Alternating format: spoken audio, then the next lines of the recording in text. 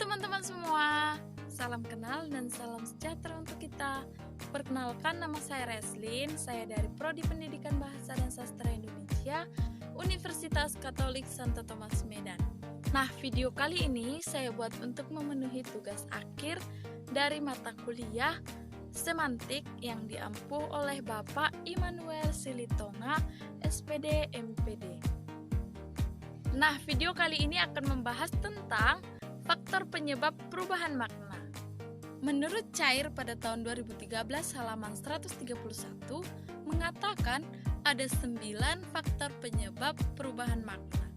Untuk lebih jelasnya, yuk kita lihat bersama di video ini. Faktor pertama adalah perkembangan dalam ilmu dan teknologi. Perkembangan dalam bidang ilmu dan kemajuan teknologi dapat menyebabkan terjadinya perubahan makna suatu kata. Sebuah kata yang tadinya mengandung konsep makna yang sederhana tetap digunakan, walaupun konsep makna yang dikandung telah berubah akibat adanya pandangan baru tentang suatu ilmu dan perkembangan teknologi. Contohnya kata berlayar.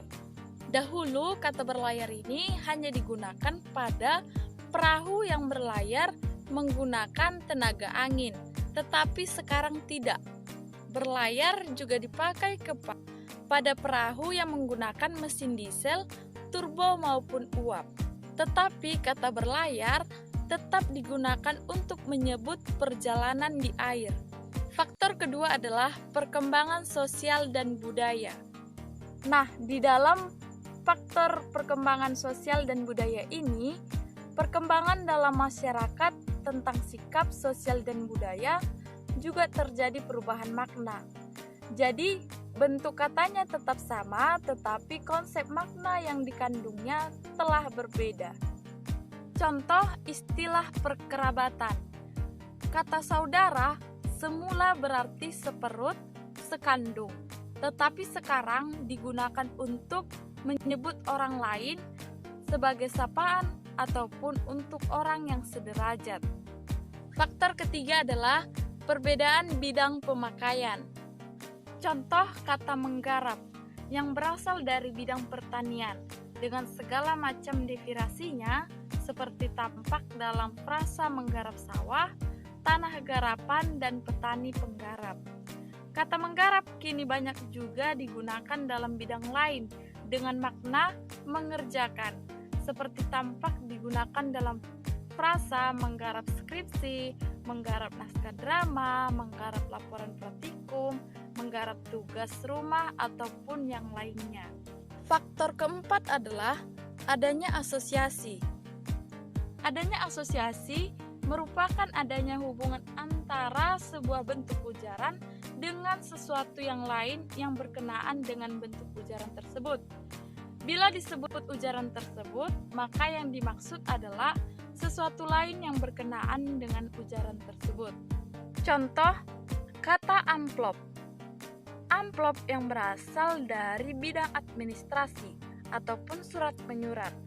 Makna asalnya adalah sampul surat. Dari kata amplop itu, selain dapat dimasuki surat, juga dapat dimasuki benda lain seperti uang. Oleh karena itu, dalam kalimat beri saja amplop, maka urusan pasti beres. Kata amplop dalam kalimat tersebut bermakna uang karena yang dimaksud bukan berisi surat ataupun tidak berisi apa-apa, melainkan berisi uang. Faktor kelima adalah perbedaan tanggapan. Hal ini mengatakan bahwasannya setiap orang itu memiliki persepsi tanggapan yang berbeda. Contoh kata bini. Bini dahulu sangat lazim ataupun biasa untuk menyebut pasangan hidup. Tetapi karena perbedaan tanggapan, akhirnya kata bini ini dianggap mengalami peyoratif ataupun merosot menjadi rendah daripada kata istri. Faktor keenam adalah pengembangan istilah. Di dalam pengembangan istilah ini, artinya memanfaatkan kosakata yang telah ada dengan memberikan makna baru, baik dengan menyempitkan, meluaskan, ataupun memberikan arti baru sama sekali. Contoh kata sandang. Nah, kata sandang ini dahulu memiliki makna saripati kayu ataupun inti kayu, tetapi sekarang sudah berubah. Kini bermakna sebagai istilah untuk pakaian ataupun teras. Faktor ketujuh adalah karena adanya proses gramatikal. Nah, terjadinya proses gramatikal ini seperti reduplikasi, afiksasi, dan komposisi. Nah, ketiga hal tersebut dapat menyebabkan perubahan makna. Misalnya kata ibu, akibat mengalami relasi gramatik dengan kata kota, akhirnya tidak merujuk kepada wanita, tetapi pada tempat ataupun daerah, yaitu kata ibu kota. Faktor kedelapan adalah karena adanya penyingkatan.